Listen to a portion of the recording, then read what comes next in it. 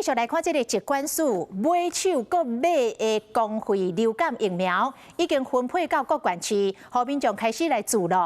台北遮有民众透早到教场排队领号码牌。另外，新竹甲花莲嘛，伫今仔日开始来组织批买班车的预防射。医师来提醒，这个预防射资料就要7天到14天，才会当产生着保护力。你这段时间若出入到公共场所，喙暗也是爱刮的卡透洞。挂号号码牌还没量体温的，请到这边。挂号柜台，一透早就排甲热长，民众扎健保卡领号码牌，要抢注公费的流感疫苗。所以今天没有来。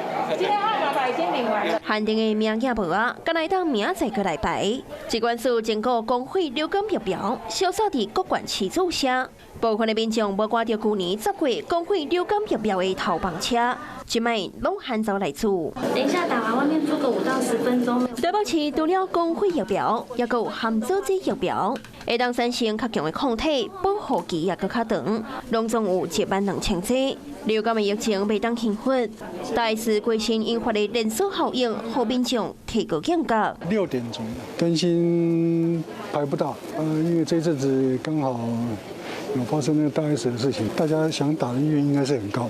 7点左右吧，100剂而已啊，你怕打不到啊？新竹花莲等地的县市也开始做公费的流感疫苗，都惊做无，民众是提早去排队。根据疾管署的统计，去年10月到18号，流感累积的重症是917例，死亡有181例，拢是这5年来上悬。